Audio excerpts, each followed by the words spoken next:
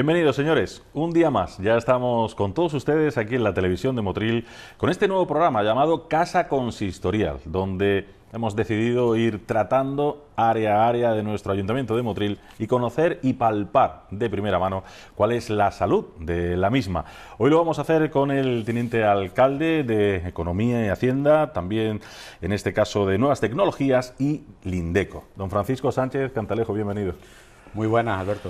Bueno, pues leíamos Economía, Hacienda, Nuevas Tecnologías, Lindeco. Casi que le ha tocado bailar con la más fea. La verdad que son áreas muy importantes, pero sí es verdad que son áreas poco lucidas, ¿no? En el sentido estricto de la política, ¿no? Pero yo creo que lo que me empuja a mí día a día a hacer mi trabajo con rigor es precisamente la responsabilidad que tengo, y porque creo que yendo bien las arcas locales de un municipio, al final eso repercute en que el resto de servicios vayan bien. Y eso es lo que día a día a mí me impulsa, saber que el que yo haga mi trabajo con rigor al final repercute de manera directa en el resto de servicios que hacen o que se desarrollan en el resto de áreas. Y eso pues tiene su parte mala, digamos, que es que nadie se entera de tu trabajo, y si se enteran, a lo mejor se enteran al cabo de meses o incluso de años. Pero por otro lado, yo duermo tranquilo y me reconforta pues el hacer el trabajo bien hecho y el saber que eso al final tendrá sus frutos, ¿no?, en el resto de áreas. Lo que pasa es que, por ejemplo, en el tema de economía, todo el mundo le pedirá, y imagino que nunca, y para todo y para todos. Y con lo cual siempre se lleva la vitola de malo. Bueno, yo la verdad que antes de tomar posesión me esperaba que iba a tener más problemas con mis compañeros del equipo de gobierno, incluso con mis socios de gobierno, y yo ya me hacía el cuerpo que iba a ser una lucha a muerte diaria, pero aunque la existe esa lucha, pero sí es verdad que he tenido la suerte de tanto las directrices que dio la alcaldesa al principio como la concienciación que han tomado cada uno de los concejales de austeridad y de que no hay, y cuando no hay, me facilita las cosas. Y si hay algo de positivo en los datos económicos que en estos 2 años hemos conseguido, yo siempre lo digo, el principal o los principales, ¿no?, culpables, ¿no?, entre comillas, pues no son culpables porque es todo lo contrario, de que estos datos puedan ir mejorando, son mis propios compañeros y mis concejales, y que ha calado esa semilla que se dijo el primer día tanto por parte de el teniente alcalde de urbanismo, que es el portavoz, ¿no?, y el líder, ¿no?, del partido andalucista, que es nuestro socio de gobierno, como de la propia alcaldesa, que entendieron que era fundamental ser rigurosos y disciplinados con el dinero público. Eso ha calado en el resto de concejales, y salvo alguna que otra pelea que tengo de vez en cuando con algunos, pero yo creo que en términos generales no me puedo quejar en fin, de la responsabilidad que están teniendo mis compañeros del equipo de gobierno. Bueno, hablaremos de economía, lógicamente, hablaremos del Lindeco, que hay también mucho que hablar, por supuesto, de las nuevas tecnologías. Primero, me gustaría preguntarle sobre las sensaciones, ¿no?, que tiene. Estamos en el ecuador de este mandato, de este gobierno. ¿Qué sensaciones tiene como teniente de alcalde de llegar a un puesto de tal calibre? Bueno, yo creo que yo no me esperaba. Yo he vivido la política de cerca, y yo sabía que la política es muy sacrificada y también es muy ingrata, sobre todo en los tiempos que no ha tocado no hacer política, los que estamos ahora, en donde prácticamente un político va por la calle y parece que tiene en la frente puesto que eres un villano ladrón. Y yo siempre he dicho pues que de los 60 y tantos mil políticos locales que hay en este país, escasamente el otro día leía un informe que publicaba una página web de transparencia de algún partido de estos nuevos, en el que decía que había imputado en este país 364 cargos públicos locales, de los cuales a día de hoy 96 habían salido culpables y 110 habían salido absueltos. Es decir, que de 64.000 que hay, prácticamente hay 63.000 que son normales, que son políticos como cualquier ciudadano que nos pueda estar viendo, que quiere hacer su trabajo, que son honrados, que quieren hacerlo bien.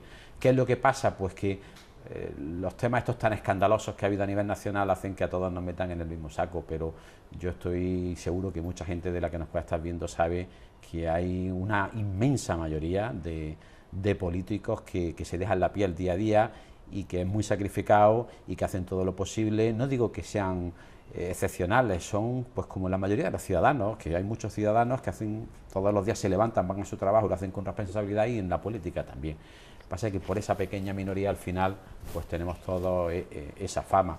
Y entonces en esto que me preguntaba, yo sí es verdad que noto que es ingrato. Es decir, tú puedes estar con... Lo hagas como lo hagas. Efectivamente, lo hagas como lo hagas, te tienes que olvidar un poco de lo que piensen y tú hacer tu trabajo lo mejor que puedas y digamos, ponerte una especie de escudo y aislarte de todo eso, porque si no es que no dormiría. Y es verdad que es todo el día, es todo el día. Es que hoy en día con las nuevas tecnologías que lleva uno un móvil en el bolsillo, que además yo soy de los que le doy mi móvil a todo el mundo. Yo me encuentro una persona por la calle y me presenta un problema de limpieza y si no lo puedo atender en el momento, pues le digo, porque a lo mejor voy con mi mujer o con mis niños, ¿no? Y te paran a lo mejor un sábado por la noche y no es que no los quiera atender, sino que y entonces le da el móvil, ¿no? O le dice, te espero el lunes por la mañana. Entonces tú no tienes hora, esto es todo el día, las 24 horas, y eso, si te lo tomas en serio y eres una persona responsable, pues al final te salen canas. Yo creo que me están saliendo en estos 2 años más canas que a lo mejor que me tocaba ahora. También puede ser que es que me tocaba ahora echarla fuera las canas. O también puede ser que la política te hace que se aumente el número de canas por centímetro cuadrado en la cabeza. No lo sé, pero el caso es que sí es un trabajo, por otro lado también es gratificante, ¿no? Porque si te gusta la política, y a mí me gusta, es decir, cuando el trabajo que haces te gusta, no cuentas la hora y te da igual, y incluso te implica. Y yo soy de los que si veo un problema es como si fuera un reto, ¿no? Y más me empeño, ¿no? Y más horas le echo, ¿no? Y en ese aspecto no me quejo porque estoy haciendo lo que me gusta, pero sí es verdad que a veces acaba uno agotado físicamente y agotado mentalmente, pero bien, el balance, ¿no? Las impresiones, como me preguntaba, positiva, muy positiva, porque está haciendo uno lo que le gusta. Bueno, pues vamos a ir centrándonos poco a poco, porque tenemos sobre todo esos 3 departamentos a los que hablar. 2 de ellos son grandísimos y con muchas complicaciones. En el plano económico, ¿cuáles son las... vamos a empezar por las mejoras, por ejemplo, de la economía local en estos últimos años? Bueno, el Ayuntamiento de Motril, como la mayoría de las administraciones locales, sigue estando, como yo digo muchas veces, ha salido de la UBI, pero sigue estando en planta y sigue teniendo una monitorización estricta. Y, en fin, nosotros las medidas un poco que hemos tomado, nada más llegar, era un poco lo que venía en nuestro programa. Uno no espera gobernar, pero en algún momento determinado pues uno se planta antes de las elecciones y habla y hace su programa electoral como hicimos nosotros y más o menos se imagina que va a gobernar y plantea una serie de cosas. Yo recuerdo, antes de empezar, que todavía estábamos inmensos de lleno, en mitad de la crisis, aunque terminando, pero en mitad de la crisis, que yo me acuerdo que decía que puede ser que salgamos o que empecemos a salir de la crisis y que las arcas municipales no estén preparadas y no notemos el efecto. Y había que hacer una especie de medidas contracíclicas, ¿no? Casi siempre, cuando va mal la economía, normalmente subimos los impuestos y lo que hacemos es asfixiar. Y yo creo que era al revés, que había que de alguna manera poner más dinero en circulación. Yo sé que desde lo local es difícil cambiar la economía, pero algo se puede hacer también desde la economía local. Muchos de los impuestos que los ciudadanos sufren vienen desde los ayuntamientos. Es verdad que están delimitados por ley y poco puede hacer, pero sí se puede hacer algo. Y entonces lo primero que queríamos era que se pusiera más dinero en circulación, es decir, que el dinero, en la medida de lo que pudieran las arcas municipales, que no estuviera en el cofre del tesoro, por decirlo de alguna manera, del ayuntamiento, ni en las cuentas bancarias del ayuntamiento, sino que estuviera en la calle para que el dinero se mueva y de alguna manera, aunque sea de manera modesta, se pudiera mejorar la economía. Y en ese aspecto fue nada más llegar, pues mucha gente nos decía, habéis bajado los impuestos nada más llegar. Normalmente lo que hay que hacerlo es cuando justo llegan las elecciones para que luzca, pero creíamos verdaderamente que había que hacerlo y entonces hubo lo primero que hicimos en ese mes de julio del 2015 fue irnos al catastro a Granada y solicitar una revisión del precio del valor de la vivienda, que se bajó en un 18%, que si eso no afectaba al impuesto municipal, pero sí afectaba a la valoración catastral de los bienes inmuebles, y eso repercutía en otra serie de impuestos autonómicos y nacionales, y esa bajada del 18% se notó. Y luego, en cuanto a la bajada de los locales, que también están relacionados con el catastro, sí bajamos un 5%. ¿Eso qué es lo que ha supuesto en estos años? Pues que iba a haber 1 millón y pico menos de ingresos por parte de las arcas municipales. También hicimos la bajada de la ocupación de la vía pública por las mesas de los restauradores, que era una petición que no habían hecho ellos antes de las elecciones, y no esperamos ni 6 meses. Entramos en junio y empezó a aplicarse en enero del 2016, y se bajó también un 27%, ¿no?, la ocupación de esas mesas, que yo creo que se ha notado. Y ahí sí que es verdad que no hemos perdido ingresos, porque lo que hemos dejado de ingresar por la bajada lo hemos recuperado porque hemos conseguido que aquellos que estaban un poco al margen de la ley, pues hemos podido tener fuerza moral para decirles, ya que se ha bajado el impuesto de ocupación, hace falta que ustedes se pongan al corriente en estos pagos. Entonces, esa era una de las formas que queríamos de que hubiera más dinero en la calle, fue uno de los planteamientos iniciales. Y el otro objetivo, que era para que también hubiera más dinero en la calle y la economía se moviera a nivel local, era el pago a proveedores. Nosotros entramos con un periodo medio, se pagaba al año. Una persona que hacía un trabajo para el ayuntamiento ahora cobraba al año siguiente, y cobraba porque antes de hacer el servicio, como los servicios suelen ser periódicos todos los años los mismos, cuando venía ese proveedor a dar el servicio el año siguiente decía, o me paga el año pasado o no te hago el servicio este año, y entonces se estaba pagando a un año. Yo hoy mismo he estado viendo por dónde vamos ya en el PMP y estamos en 130 días. 130 días es que hemos rebajado más de 6 meses el pago medio a proveedores. Eso significa que esos proveedores están recibiendo el dinero antes, y también sirve, y la mayoría son empresas de Motril, son pequeños empresarios de Motril.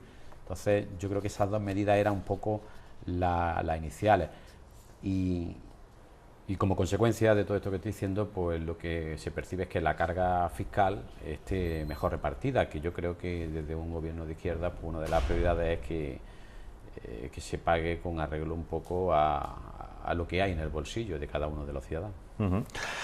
De los presupuestos habrá que hablar, lógicamente, los famosos presupuestos, ¿no?, que generan siempre pues bastante polémica, pero lo vamos a dejar un momentito más todavía.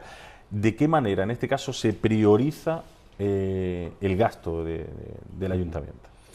Bueno, la otra cara de la moneda del área de economía y hacienda, por un lado hemos visto que los ingresos pues tienen que ser justos, tienen que ser equilibrados, tienes que, como he dicho, hacer que el dinero esté en la calle, no esté en las arcas municipales, pero por otro lado, a la hora de gastar también tienes que tener una política justa y equilibrada. Nosotros en el proyecto de presupuesto, que ya adelantabas tú el problema que hemos tenido con el presupuesto de la Estado minoría, pues en ese proyecto de presupuesto nosotros priorizamos 3 áreas. La protección social, que son las señas de identidad de nuestro partido, del Partido Socialista, y también son las señas de identidad de nuestro socio de gobierno. Priorizábamos también en temas de mantenimiento de la ciudad, porque hemos comprobado en estos 2 años, pero lo pudimos comprobar nada más llegar, que las mayores demandas que de los ciudadanos nos venían desde el punto de vista del mantenimiento de la ciudad, es decir, arreglo de aceras, de bancos, de mobiliario urbano y de todo lo relacionado con lo que hay en la vía pública y que el ayuntamiento tiene competencia, y por supuesto la limpieza era la principal prioridad de los ciudadanos. En este municipio, y si vemos la prensa en cualquier municipio, yo creo que la espada de Damocles de todos los ayuntamientos locales. Hemos vivido una época en la que por los planes de ajuste que hemos tenido se ha cortado la contratación pública, sin embargo el boom inmobiliario ha hecho que crezcan las ciudades, y eso es una ecuación difícil de cuadrar, y entonces esas son nuestras prioridades: protección social, mantenimiento y limpieza. Y ahí lo que pasa es que se quedó en el proyecto de presupuesto, no conseguimos los apoyos necesarios, pero yo creo que yo espero que tengamos un presupuesto para que podamos plasmar este objetivo que nos planteamos de protección social, limpieza y mantenimiento, lo podamos plasmar en unos presupuestos cercanos, para que le demos, porque en realidad lo que estamos haciendo es respondiendo a las demandas, ¿no?, de los ciudadanos, y cuando se nos niegan, por decirlo de alguna manera, unos presupuestos, no se le está negando al equipo de gobierno, se le están negando a los ciudadanos. Y yo creo que ese tema se va a resolver, y yo creo que sería bueno para Motril que pudiéramos tener unos presupuestos, porque van a ir en esa línea, que es la línea que quieren los ciudadanos, entonces sería bien para ellos. Unos presupuestos que no sé, son tan necesarios para la... Hay que tener en cuenta que cuando uno hace un presupuesto, hace una previsión de tus necesidades. Entonces esas previsiones van cambiando de un año para otro. Es verdad que prácticamente el 70% del presupuesto está prácticamente no gastado, sino comprometido. Pero luego hay otro 30% del presupuesto que es el que te pone tus señas de identidad como gobierno, y es donde tú priorizas. Tú puedes priorizar en hacer rotondas y en asfaltar calles, o puedes priorizar en atender a las personas que tienen necesidad, o puedes priorizar en hacer actividades culturales, o puedes priorizar en hacer actividades deportivas, o puedes priorizar en tener tu ciudad perfectamente acondicionada y arreglada, o en limpieza. Entonces ese porcentaje es el que hace, el que digamos pone la seña de identidad de tu paso por el gobierno. Tú puedes hacerlo de espaldas a los ciudadanos y hacer tus inversiones o tu gasto en donde tú creas, porque para eso te han dado el mandato, o puedes estar en contacto con los ciudadanos y plasmar en tu presupuesto lo que los ciudadanos te están diciendo que es lo que quieren hacer. Por eso yo creo que es tan importante este presupuesto, porque nos preocupamos de plasmar en el presupuesto. Hicimos prácticamente durante 6 meses una ronda de conversaciones con todas las áreas, viendo y hablando con los técnicos del ayuntamiento, que muchos de ellos llevan muchos años aquí y saben cuáles son las necesidades, escuchándolos, y por eso yo creo que este era un presupuesto querido y bueno, hasta el punto de que solo nos atrancamos en el capítulo 1, ¿no?, que es el capítulo interno que no afecta a los ciudadanos, y el resto de capítulos, tanto la oposición, en las conversaciones privadas que tuve con ellos, me decían que era un buen presupuesto. Eso por un lado, es la seña de identidad de tu gobierno. Pero por otro lado también, cuando uno tiene unos presupuestos congelados, hay la parte de inversiones, tú cuando llega diciembre tienes que retirarlas del presupuesto, y eso hace que puedas gastar menos. Luego también los impuestos suben, los ingresos suben, sobre todo cuando estamos en este proceso, que estamos saliendo de la crisis. Mucha gente que quiere pagar y no podía, ahora está de alguna manera esforzándose, ¿no?, con lo cual algunos de los ingresos están subiendo, y eso no se puede aplicar ni en inversiones ni en nada, porque no lo tienes presupuestado. Entonces eso hace que vayamos muy ajustados. Luego también hay partidas que no estaban contempladas y otras que estaban contempladas y ya no hacen falta. Entonces todo eso requiere pues una serie de trabajos internos complejos. Muchos de ellos tienen que pasar por pleno. En el pleno no tenemos mayoría, hay que hacer cambios de partida. Algunas solo requieren de la firma de la alcaldesa, otros requieren de la firma del pleno, con lo cual conlleva estar continuamente negociándolo todo con la oposición. En fin, yo la verdad que al principio sí es verdad que nos ha costado más llegar a acuerdos con la oposición. De hecho no hemos podido conseguir los presupuestos. Es verdad que en los últimos tiempos yo creo que han entendido, sobre todo el principal partido de la oposición, que ha sido el Partido Popular, ha entendido que negándonos estos temas tan importantes como pueden ser los presupuestos, lo que están es asfixiando a los motrileños, no al equipo de gobierno, y lo han entendido. La prueba de ello es que hace poco pues hicimos un pacto por la limpieza, ¿no? Y yo creo que eso... Hay entendimiento. Hay entendimiento y poco a poco... Pero si son tan buenos esos presupuestos, ¿por qué no se han conseguido aprobar? Yo te digo la verdad, Alberto, yo esa mañana yo creía que se aprobaban. Yo llegué al pleno con una sonrisa de oreja a oreja, y a eso de las 11 de la mañana me di cuenta que me faltaban, que se echaba para atrás todo lo andado. Y yo tenía de uno de los partidos de la oposición, yo creía que tenía, yo iba con la mentalidad de que teníamos el apoyo. Pero se torció, quisieron aprobar la mitad de los presupuestos, es decir, todo menos el capítulo 1, porque era donde estaba el problema. La interventora entonces del ayuntamiento tomó la palabra y dijo que no se podían aprobar separados los capítulos, que tenía que ser un todo, y al final pues el caso es que se quedaron en el cajón esos presupuestos. sigue habiendo negociaciones, sigue habiendo Sí. acercamientos, ¿no?, para sacarlo adelante, ¿no? Sí, yo lo he dicho, digo, yo hice una rueda de prensa y puse de una manera Explícita. explícita un taco de folio en blanco en lo alto de la mesa.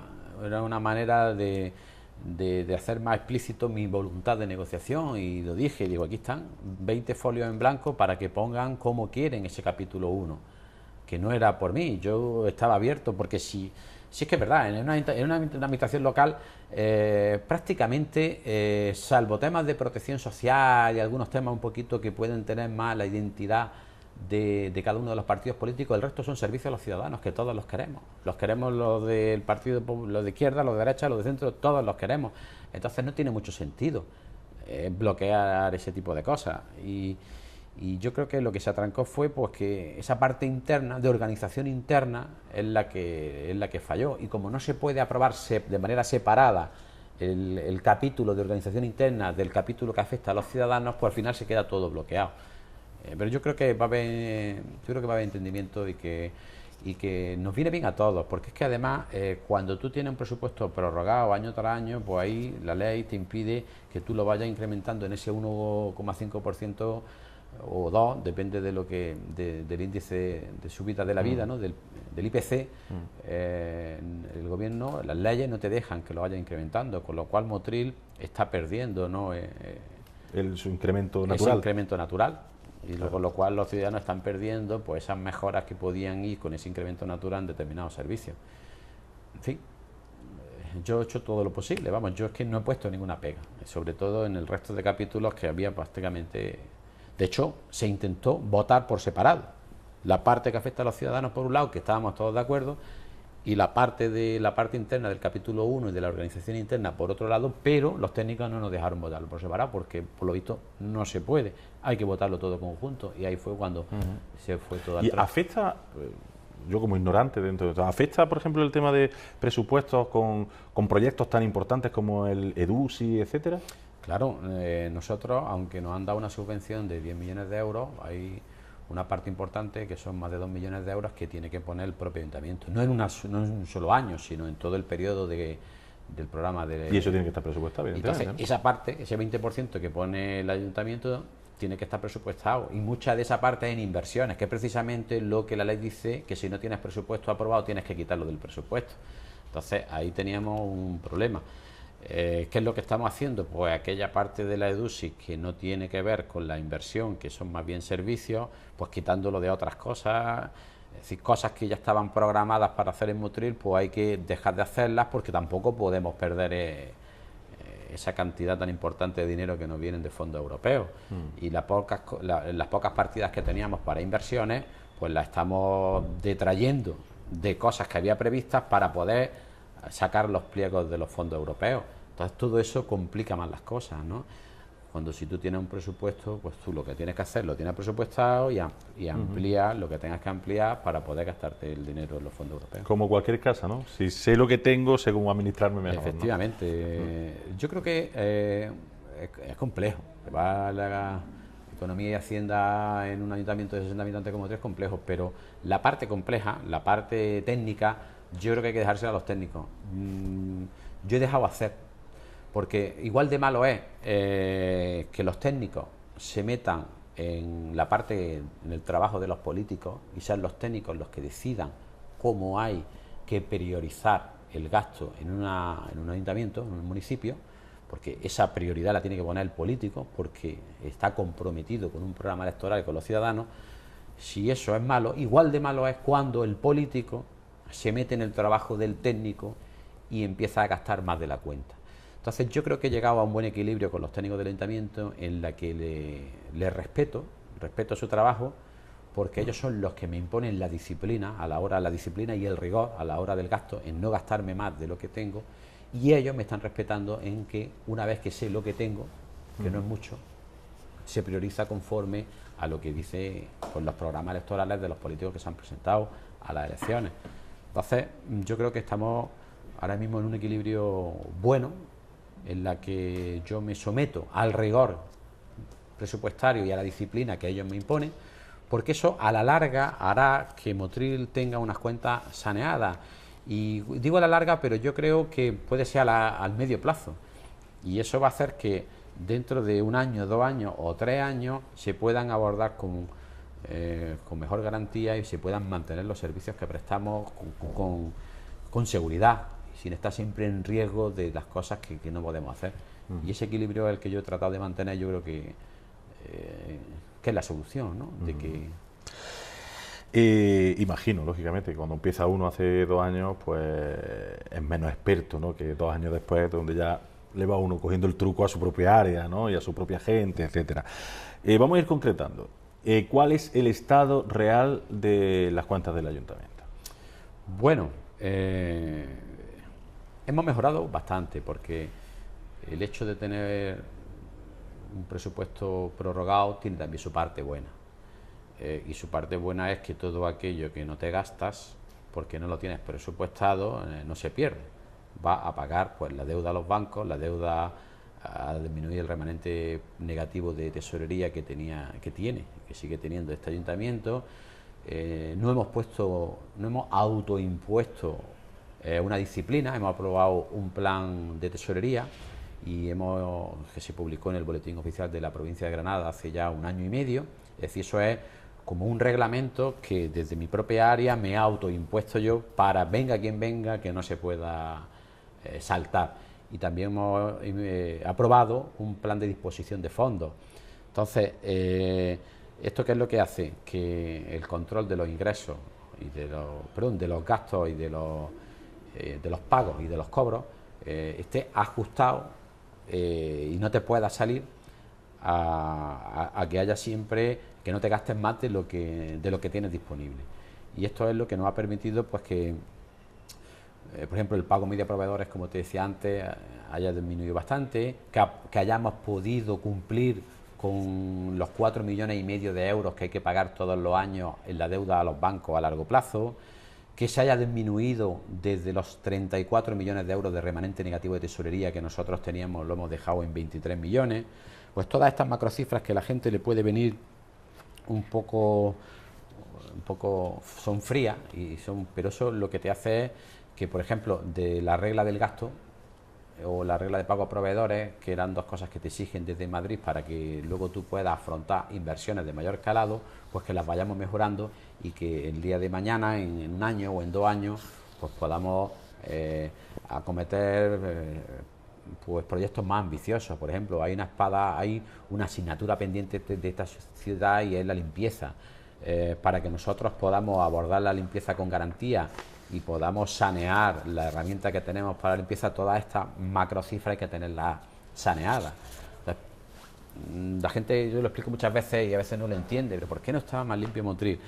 Pues lo primero ahí es que la herramienta que tiene es una herramienta que está al borde del abismo, al borde de la quiebra. Entonces, mientras tú no arregles estas macrocifras y mientras tú no tengas las cuentas saneadas, nadie, ningún interventor ni ningún gobierno central te va a permitir que tú hagas nada en la mejora de esa herramienta. Entonces dice, pero esto no lo entiendo, Paco, yo quiero que Motril esté más limpio. Y digo, sí, pero para que Motril esté más limpio hace falta primero tener las cuentas saneadas, porque si no es que no te deja nadie, y si no lo que hacemos es engordar más la bola. Y entonces, en vez de conseguir resolver el problema en 2 años, no lo vamos a resolver nunca. Entonces alguien tiene que llegar y decir, no, mira, se ha acabado. Aquí lo primero es rigor. No gastar lo que no tienes, empezar a hacer un plan en 2, en 3 años de saneamiento de estas empresas públicas para que por lo menos en 2 años podamos empezar a hacer lo que queremos. Porque es que si no, nunca se va a arreglar el problema. Y vendrán otros y seguirá teniendo el mismo problema, y vendrán otros y seguirá teniendo el mismo problema.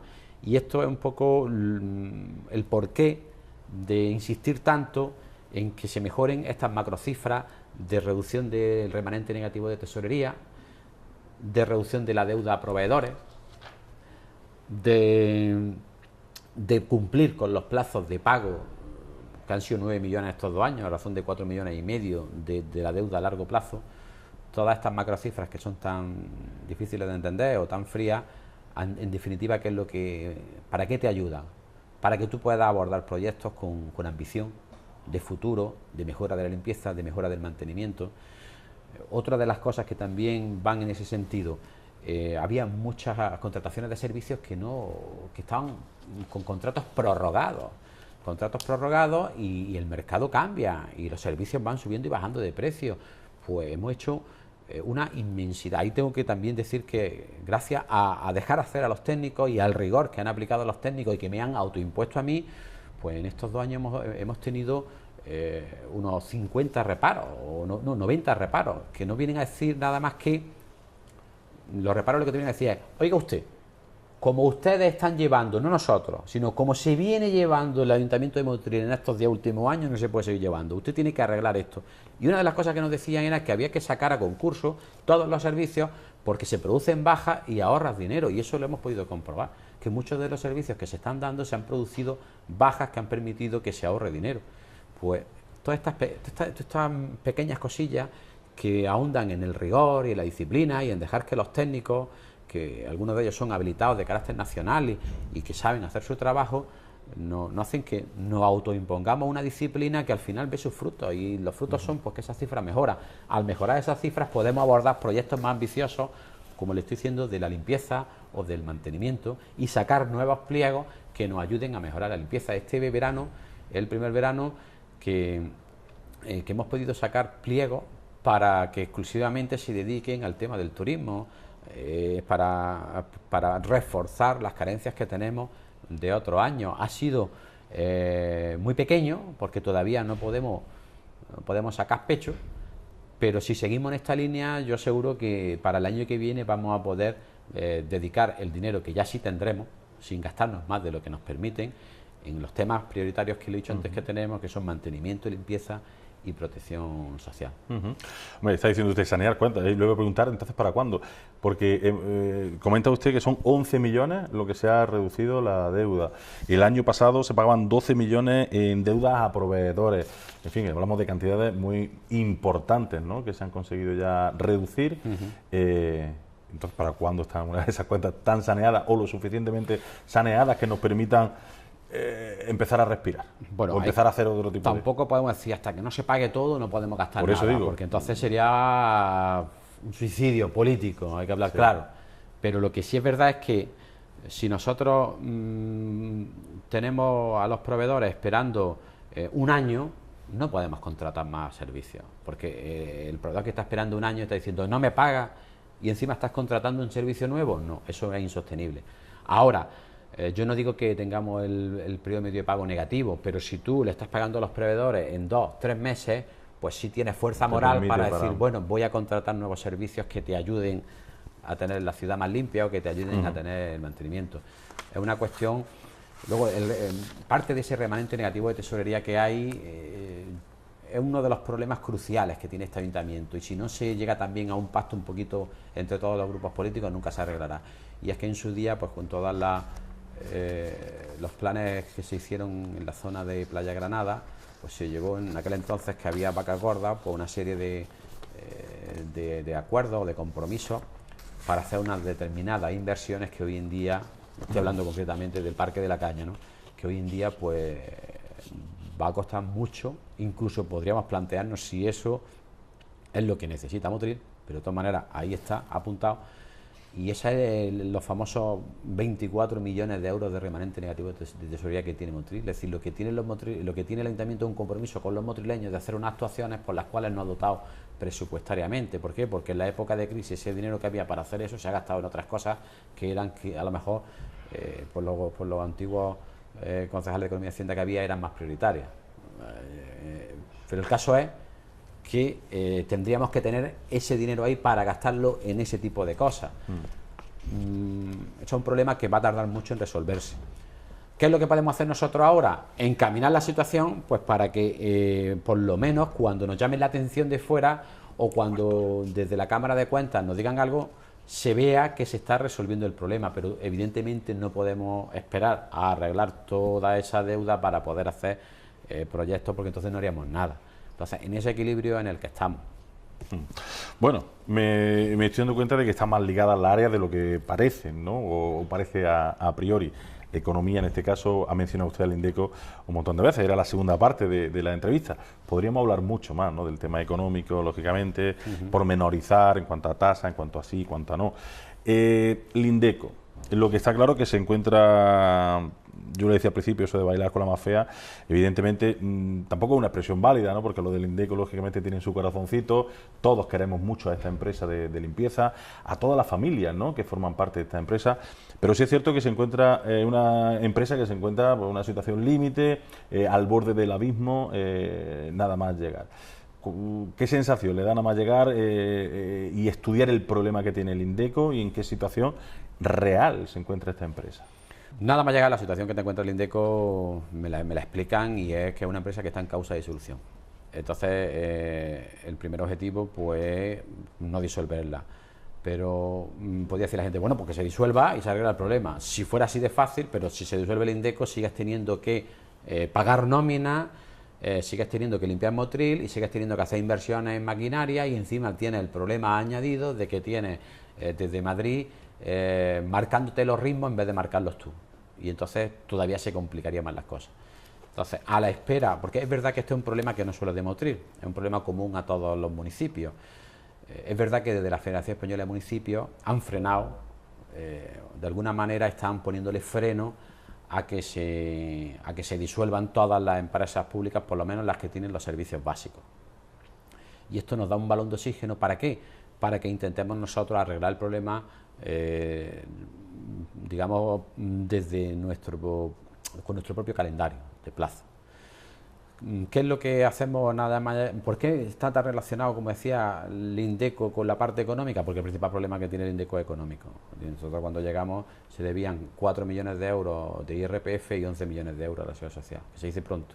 11 millones de euros a la Seguridad Social y 5 millones de euros a Hacienda. Es verdad que justo antes de irse, en ese presupuesto, el anterior concejal de Economía y Hacienda ya pactó con la Seguridad Social el pago inmediato de una cantidad, que fue la de Hacienda, y el aplazamiento en 10 años del resto. No es que se pagara, pero sí puso las bases para ese aplazamiento. Por lo menos gana tiempo. Sí, que ahora lo estamos pagando rigurosamente.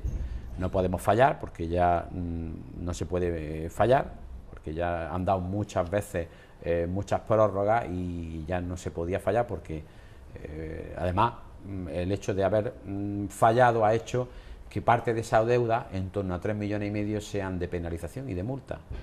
Tú fíjate, si se hubiera hecho en su día, tendríamos ahora 3,5 millones pues para comprar camiones o para lo que fuera, o para inversión en maquinaria, para lo que fuera. Pero bueno, es tiempo pasado, vamos a no mirar para atrás y vamos a intentar arreglar a partir de ahora. El siguiente problema que había, primero, es el más importante. Es decir, si tú tienes una herramienta deteriorada, obsoleta, que es lo que le pasaba al Lindeco, no puedes limpiar, te ponga como te ponga. Y disolviéndola no arreglar el problema, porque sigues teniendo los mismos problemas. Esa plantilla tienes que seguir pagándole, tienes que seguir comprando camiones, tienes que seguir organizando. El siguiente problema que había era un problema de marca, es decir, ni los propios trabajadores creían ya en su marca, no ya los ciudadanos. Entonces, que no es poco ese problema, es un poco de confianza de la ciudadanía y confianza de los propios trabajadores. Había un problema, como he dicho, de maquinaria, y el principal problema que había, que es el que yo repito hasta la saciedad, es que ahora mismo el Lindeco tiene la misma plantilla que en el 2003. Es decir, el número de efectivos que tiene ahora mismo el Lindeco es el mismo que en el 2003. Hace 15 años después, ¿no? 14 años. Entonces, en estos 14 años, Motril ha crecido en más de un 30% en superficie de limpieza. Yo, por recordar, tenemos el barrio de los Álamos Nuevo, el barrio del Balcón de San Fernando y del Balcón de San Fernando, tenemos el barrio de la Nacla, tenemos el barrio del Pilar, tenemos la zona baja del barrio del Pilar, que es la Matraquilla, tenemos toda la zona de Playa Granada Nueva, tenemos en Puntalón, que también ha crecido prácticamente un 30% Puntalón con las nuevas barriadas. Entonces, si Motril ha crecido en todo eso y seguimos teniendo la misma plantilla en número de efectivos que en 2003, además envejecida, y la maquinaria, el camión más moderno que tenemos es de 2007 o 2008, creo, bueno, se compró en 2007 y se puso en funcionamiento en 2008 o algo así, no puede limpiar una ciudad así. Y si encima no tienes las cuentas saneadas para poder acometer la inversión necesaria o en recursos humanos o en maquinaria, Esto es un desastre. Y Motril no está ni mucho menos como a mí me gustaría tenerla, ni como le gustaría tener a los ciudadanos. No es un problema fácil de resolver. Y precisamente como no es un problema fácil de resolver, necesita el apoyo de la oposición.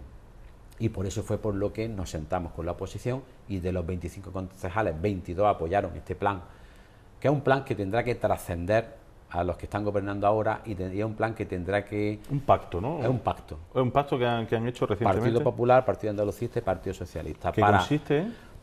La esencia del pacto es despolitizar. Es decir, vamos a no utilizar la limpieza de Motril y la empresa de limpieza como arma arrojadiza. Es el principal paso, parece una tontería, pero es lo principal. ¿Por qué? Porque cuando haya que tomar una medida, en vez de no hacerla o no apoyarla porque electoralmente me sirve, vamos a dejar aparte ese tema, que es un tema crucial para Motril, y vamos a caminar todos juntos en las medidas que sean necesarias. Las pactamos primero, qué medidas son, y abordamos un plan a muchos años, para que venga quien venga detrás mía, siga con ese plan que es para el INDECO, que consiste, primero, todos aquellos servicios que no son propios del INDECO, que no lo haga el INDECO, porque le está produciendo un déficit. Es decir, yo no entiendo cómo el INDECO ahora mismo, a día de hoy, tiene que hacer la recogida de vehículos, es decir, la grúa, lo que todos conocemos como la grúa, tiene que llevar el parking público que tenemos en la plaza del tranvía, lleva un punto limpio gratuito, punto limpio donde no se le cobra a nadie y donde están llevando todo el que quiere, lo que quiere, desde escombros hasta muebles, todo. Tiene trabajadores el INDECO trabajando para el ayuntamiento, es decir, le paga el INDECO pero trabajan para el ayuntamiento. Eso no debería de ser así. En fin, todas estas cosas hay que resolverlas. Y eso es lo que está puesto en la mejora de la gestión, que está recogido en ese pacto. Y uno de los principales es el compromiso de que el presupuesto del INDECO esté casado con el presupuesto del ayuntamiento que se le da al INDECO. Es decir, el INDECO ahora mismo está gastando una cantidad X que se la da al ayuntamiento, pero no está reflejada en los presupuestos del ayuntamiento, con lo cual está produciendo un déficit innecesario. Yo se lo decía a los portavoces del otro dos grupos, si es que lo que hay que hacer no hay que darle más dinero al INDECO. Si el INDECO ya está perfectamente ajustado, de hecho los trabajadores se descolgaron de su convenio, es decir, los propios trabajadores dijeron, no queremos cobrar nuestro convenio provincial, porque entendemos que tenemos que salvar la empresa. Y salió de ellos descolgarse de ese convenio, cobrar menos de lo que les correspondía. Entonces no estamos hablando de darle más dinero, lo que estamos hablando es de lo que se le da, se le reconozca en su presupuesto, para que no sigamos en los papeles incurriendo en un déficit. Lo más real posible, ¿no? Lo más real posible. Es que yo la verdad que no entiendo cómo se ha podido dejar tanto y no se haya abordado y se haya cogido el toro por los cuernos con la empresa de limpieza. ¿Qué es lo que pasa ahora? Pues que ahora tardaremos. Digo, oye, ¿cuándo vamos a tener Motril limpio? Digo, estamos en el camino, pero esto no se hace en meses ni en años. Esto tiene que haber una apuesta fuerte por el gobierno que esté en ese momento y por la oposición para llegar a abordar este plan que hemos consensuado en los próximos 4, 5, 6 años. Se irá viendo poco a poco. Por ejemplo, ahora una de las medidas que recogíamos en el pacto es que el ayuntamiento renovara, que menos que renove, es que la noche los camiones de basura que recogen prácticamente en verano 60 toneladas de basura que tienen que llevarlas fuera del municipio porque la planta está en Vélez Benaudalla, esos camiones están obsoletos. Es que es un riesgo incluso para los propios trabajadores del INDECO que se suben todas las noches al camión y que tienen que hacer en alguna ocasión hasta 3 veces ese trayecto. Pues una de las medidas a corto plazo que puede mejorar esa parte de la noche, que es la que menos se ve, pero lo que sí es verdad que todas las noches se recogen en invierno unas 20 y tantas toneladas y en verano un 30 y tantas toneladas y en verano llegamos a las 50 y tantas toneladas, que eso que no se ve, eso se hace todas las noches con camiones obsoletos. Yo a veces me quedo alucinado de la capacidad que tienen de modificar, de arreglar y de poner a punto los talleres del INDECO determinados vehículos. Es que si eso se viera, la gente alucinaría del esfuerzo que hace. Y sin embargo, como les decía antes, la marca está denostada. Y hay algunas cosas que son meritorias, de verdad. Como en todas las familias hay gente que trabaja mejor y que trabaja peor. Y seguramente que todos nos fijamos en el que no trabaja. Y además, como es un trabajo muy visible, se ve.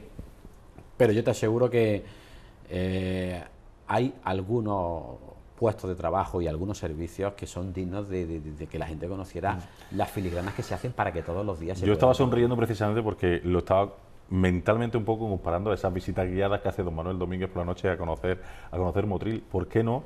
Que los ciudadanos que quisieran, ¿no? Que enseñarles, mostrarles realmente el trabajo, porque muchos nos acostamos por la noche a una cierta hora, no vemos realmente el trabajo, ni cuando se baldea, ni cuando se limpia, ni cómo se limpia, etcétera, etcétera.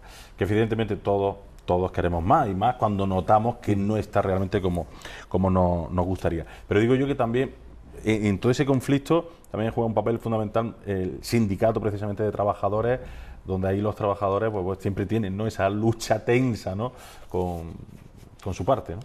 Sí,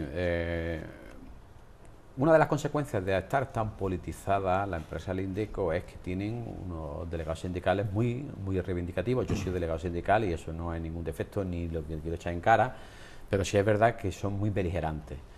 Pero igual que te digo que son beligerantes, te digo lo que te he dicho antes. Es verdad que cuando vieron peligrar su puesto de trabajo, todos se descolgaron de ese convenio colectivo provincial y cuando hubo que estar, estuvieron ahí. Y ahora, aparte de nuestras diferencias con ellos, yo me peleé mucho con ellos porque a veces se lo digo, hacéis flaco favor con hacer tanta política con los problemas del Indeco. Yo soy delegado sindical y yo nunca he salido en el periódico hablando de... Yo lo que he tenido que negociar, lo he negociado en una mesa. De puertas para adentro. De puertas para adentro. Me he peleado a voces con quien haya tenido que pelearme. He defendido mis posturas, pero no he buscado nunca la prensa, porque yo entiendo que lo que hacemos cuando esos problemas del Indeco los mandamos a la prensa, lo que estamos es denostando a la empresa, denostando a los trabajadores, porque siempre va a haber dos posturas. Lo que hablamos de la imagen. Porque cuando tú mandas algo a la prensa no va a llevar la razón siempre, va a haber la otra contrapartida y entonces al final produce un enfrentamiento y al final lo que la gente se queda es pues lo que hay hoy en día, pues que no se trabaja, que no se limpia, que tiene unos sueldos muy altos y muchos de esos son leyendas urbanas, de verdad que son leyendas urbanas, no son ciertas, lo he explicado antes. Dices que hay mucha gente en el Indeco, no señor. El Indeco hay la misma plantilla que en el 2003. Y no solo hay la misma plantilla que en el 2003, sino que el ayuntamiento le ha colocado nuevos servicios que no tienen nada que ver con la basura y que tiene que hacerlo el Indeco y además gratis. Porque no olvidemos que es una empresa pública. El que sea una empresa pública no significa que no tiene que tener sus cuentas bien saneadas. Soy empresa pública, tú me encargas más servicios al ayuntamiento, me los tienes que pagar. Pues no, el Indeco, la misma plantilla que en 2003, cada vez tiene que hacer más servicios y encima no te pago por esos servicios. Eso es lo que se ha venido haciendo, pues eso que es lo que hace, descapitaliza una empresa, se deteriora el servicio y algunos me dicen, pues privatízalo, no es la solución. A lo mejor la solución sería, pues dentro de unos años, cuando estuviera saneada, pero tú vas ahora a cualquiera a privatizar y lo que es que te sangran, te entrampan más, te suben el recibo de la basura porque el dinero no se crea en macetas. Igual que yo tengo que hacer un plan de financiación, lo tendrá que hacer la empresa privada. ¿Y de dónde lo va a sacar la empresa privada? Pues que dentro de 2 años te van a meter un recibo de basura de un 30, un 40, un 50% más. Bueno, pues dejamos el Indeco, estamos casi llegando al final. Y para finalizar, simplemente pues una pincelada, en este caso, de las nuevas tecnologías, que sabemos que también es otro área de las que lleva usted y que, bueno, que se hacen muchas cosas también interesantes, ¿no? Bueno, es el área que además es la mía, es mi profesión. Y yo creo que ahora hay un momento muy bueno que gracias a los fondos europeos va a permitir modernizar toda la parte de informática del Ayuntamiento de Motril y si conseguimos llevar a cabo este proyecto ambicioso, yo creo que se va a notar a los ciudadanos porque de lo que se trata con la administración electrónica es que todos los trámites que se hacen en el Ayuntamiento se pueden hacer desde la casa de cada uno. Es un proyecto muy complejo, técnicamente muy complejo. Es verdad que tenemos fondos para poder llevarlo a cabo, pero es complejo primero por la realización del propio proyecto y segundo porque va a cambiar la forma de trabajar de mucha o de gran parte de los trabajadores de dentro del ayuntamiento.